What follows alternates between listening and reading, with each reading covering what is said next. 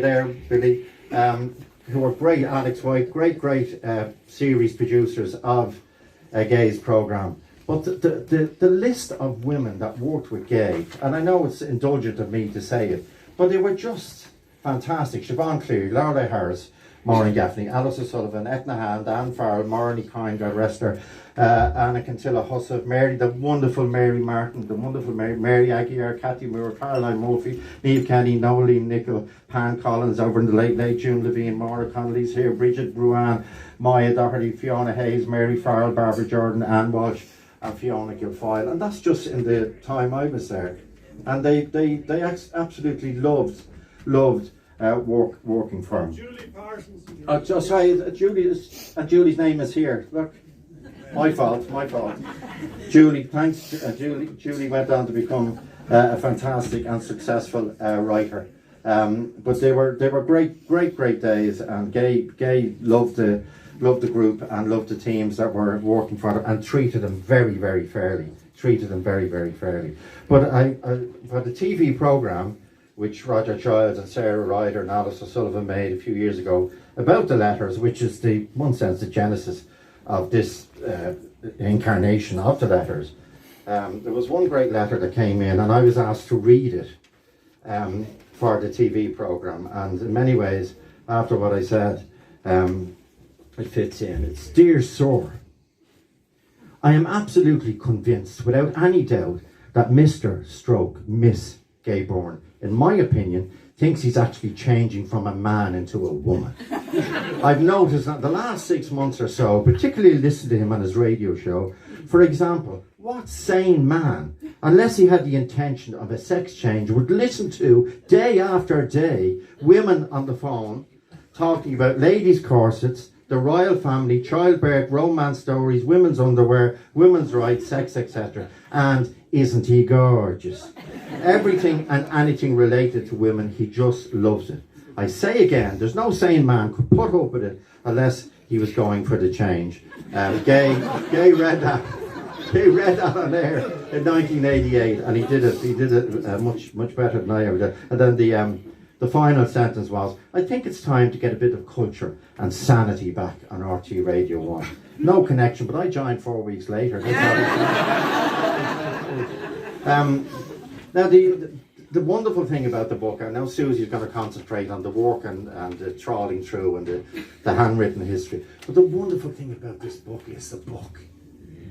The gorgeous presentation, the longevity of it. Gay loved books, Kathleen loves books. We all love books. Get the smell in this brilliant bookshop, and look at the events. Look at the events of November 23 in Dublin last Thursday. They weren't interested in bookshops, I tell you that for one thing. And as someone said, if Foot Locker had put an Easton sign above their door, they wouldn't have been touched. But I'm thinking of this wonderful city and the importance of books, that they will be with us for a long time. And the city is bookended in many ways. The wonderful ILAC Library, the Easton's Bookshop, Chapters Bookshop. Go up to the Gutter Bookshop there, just beyond Temple Bar. Go up to Marshall's Library, go down to Pierce Street Library, go to Easton's in O'Connell Street, Easton's in Nassau Street, Dubray up the street here, and Hoggis Figgis here. They are such pillars in our community, and books deserve all the support we can actually give to them.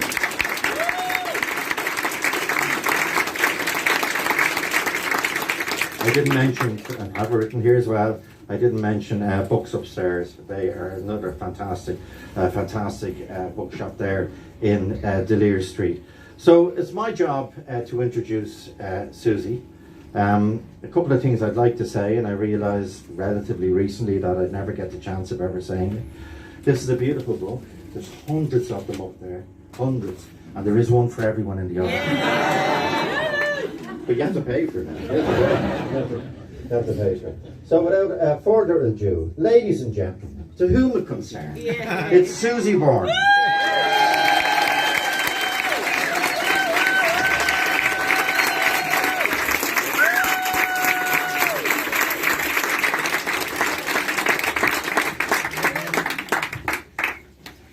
Joe, thank you for your incredible words tonight, and for also being a true friend to our family for a very, very long time. Good evening, everyone. It is impossible for me to adequately put into words how wonderful it is to see you all here this evening. Thank you so much for coming, so many of you, for the launch of Dear Gay, the content of which has been my life for the last 2 years. When I was doing the research for Dear Gay, I came across an interview with Dad in 1989 after he had written his memoir with the late Deirdre Purcell. And at the time he was asked, how did this come about? And he, in his, I can never say the word, curmudgeonly way, said, Michael Gill. Michael Gill was not taking no for an answer. And as I heard that interview, I thought, my God, that was me too. That was me, because within minutes of Dear Gay, the documentary being aired, Michael Gill called for a cup of coffee to our house, and here we have Dear Gay. He was not taking no for an answer either. So Michael, Nikki, Aideen and the team at Gill, thank you for the most simply beautiful publication, which is Dear Gay. As Joe has said, the physical book itself is better than I ever imagined, and I do think himself would be very pleased also. In the 1980s, the population of Ireland was 3.5 million. The daily audience of the Gay Byrne Show was upwards of 850,000, numbers which would be unheard of today. Hundreds of thousands of letters were delivered to the show over all those years. Within the covers of Dear Gay are stories of immense loss, of huge regret, dreadful abuse and extreme poverty. However, the letters received were not all bleak. Many cards and letters entertained listeners enormously, from missing limbs, misplaced wills, to absolute confirmation that the religious statues in Ballinspittle, County Cork, were moving, and Holy Mary had sent a message to us all. Life was so different then. From the light-hearted whimsical programme which started in 1973, Gay's listeners would unveil that all was not as it seemed in Holy Catholic Ireland. Communication between Gay and his listeners became the cornerstone of the programme. They talked, he listened, and they wrote in their droves. For every letter Gay read out on air, the letters in response arrived by the sackful. The writers were predominantly women, though not exclusively so. And it is the pleasure of me and my family that some of the contributors are here this evening. Your courage in corresponding with the Gay Byrne Show played a huge part in bringing about discussion and change. Thank you all.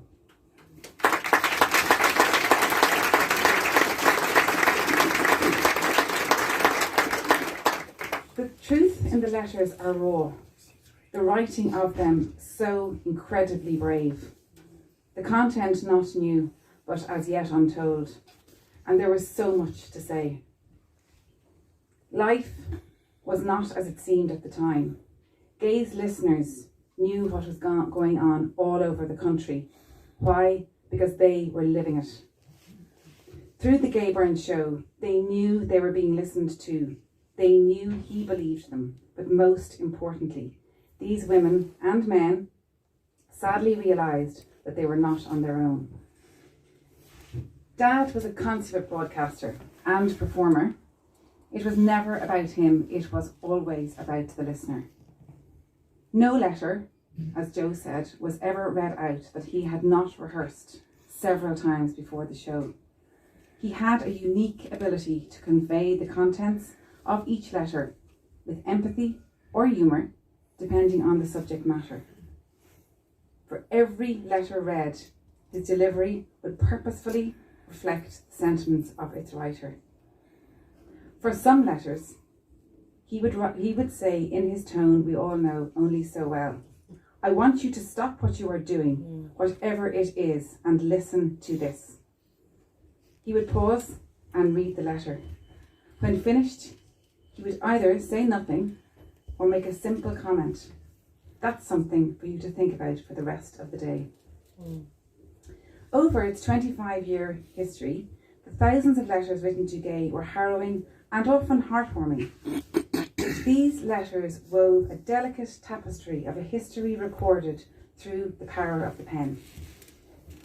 Also, stories of happy and carefree childhood memories were wonderfully illustrated, such as Mags and her pal Irene, who cycled from home every day, socks pulled down, sleeves pulled up, jumpers tied around the handlebars, racing to the shop for a one penny toffee bar. Behind Gay's relaxed nature, his voice was warm, his delivery so beautifully smooth and resonant, and he drew the listeners in.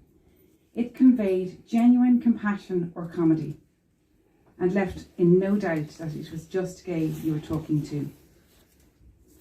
Dad and his team meticulously and skillfully prepared every show. The relationship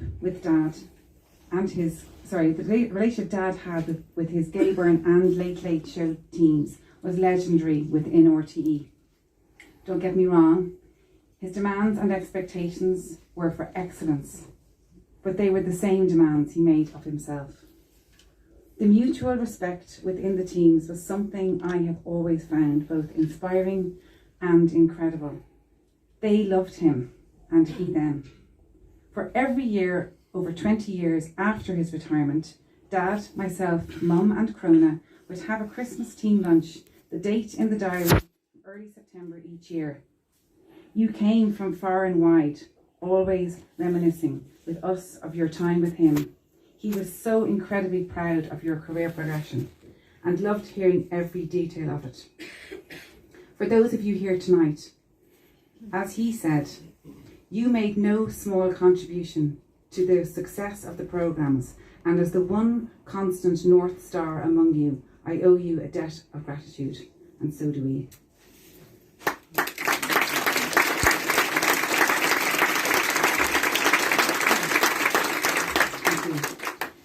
Often it is said that Dad as a broadcaster listened like no other. I remember so often in recent years, whether on television or radio, how deeply frustrated he became by the constant interruption of broadcasters to their guests, their determination to talk, to get their questions in no matter what. In my research for Dear Gay, listening to so many hours of audio, I got the opportunity to appreciate his brilliance, his ability to listen. He was so very comfortable with silence when he knew it was required. He could sense that a silence would allow the person to voice the nugget of their story, the golden moment that would have so easily been missed by a simple interruption.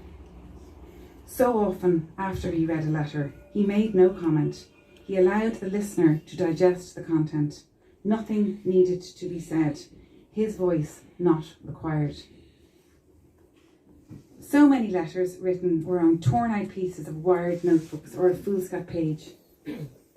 We lived in a time of economic crisis where proper, never mind fancy writing paper, could not be afforded. Yet on these scraps of paper they wrote, often at great personal risk. They described how harsh moral upbringing at the hands of Catholic Ireland had left them ignorant of sex, of pregnancy, of life, and yet the school education they received reflected, as Joe has said, the quality of handwriting, the notable standard of form, syntax, language and literacy. The total contradiction of our educators, a system so cruel on one hand, and yet its strength gave people the ability to write of their lives so eloquently. Compiling Dear Gay was a task so much bigger than I ever imagined, and there were many bumps along the way, as Nikki has attested to. Several times I questioned if it could be done, if in one curated selection I could fairly reflect the thousands of letters which are contained in the RTE Gay Byrne Show archives. Two people in particular refused to allow my doubts to gain traction, continuously checking in on me, giving me honest advice, feedback and direction. Sarah Ryder, producer of the Dear Gay documentary, and Alice O'Sullivan, key member of the Gay Byrne Show team and treasured colleague of Dad's. Thank you both so much.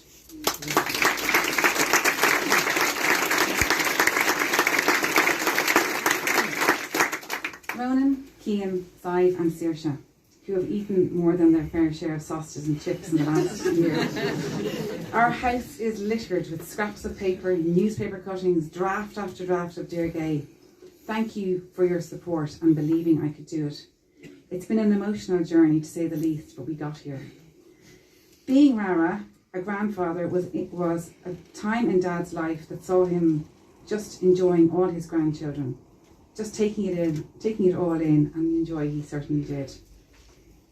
Diction was very important to Dad, as we all know. In our children's early years, we lived in London. He loved the clear, London-esque diction with no sign of the soft Irish tea from the children. Soon after moving back from Dublin, in primary school, Cian's team got to a final to play in the home of the Dublin GAA. He excitedly asked Dad would he come to watch. "I don't believe it. You are playing in Parnell Park."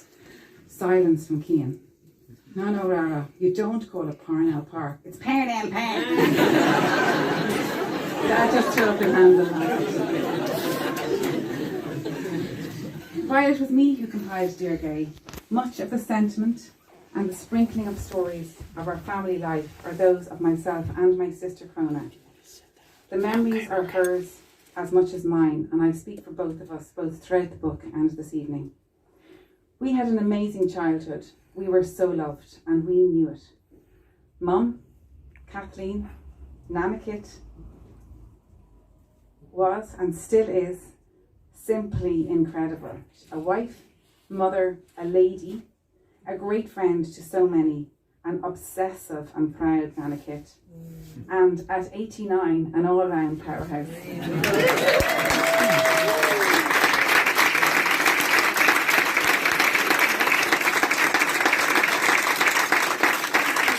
They were Gay and Kathleen, rarely one without the other. As a couple, they were inspiring, but equally supportive of each other's individuality. Dear Gay is honest. It is gut-wrenching. It is entertaining and funny. It is at times fist-thumping. In many places, it is hard to believe. Most important of all, it is real. Dear Gay is not about Gay Byrne and his place in the history books. It is Gay Byrne, the conduit, the listener, the ringmaster of a changing Ireland. This book is an illustration of the collective courage of incredible people living ordinary lives across the length and breadth of Ireland, who listened to each other, who put pen to paper, and who wrote to Gay. I often wondered about the letter writers and their wider community today, the son or daughter who emigrated, the listener who was gay, who wrote of a life destined to be lonely and isolated, who couldn't have imagined the same intolerant Ireland would be the first to legalise gay marriage. The offspring of a letter writer whose mother had a deep sadness within that was unspoken yet evident. Did they ever know her story? Did they ever know she had written to Gay? This book will answer their whys. Every letter starts with 2 words, Dear Gay. It is their stories. It follows social change, instigated through letters from homes all over the country. It brings us back to a time we have almost forgotten. I hope you will enjoy it. Thank you.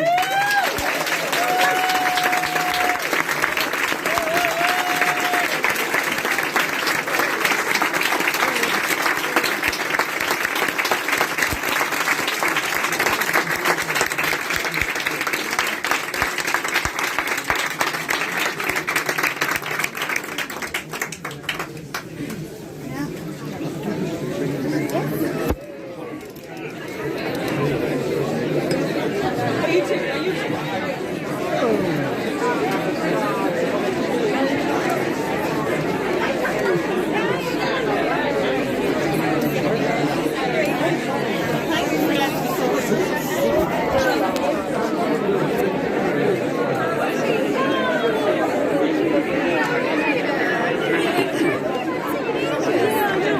Do you know why?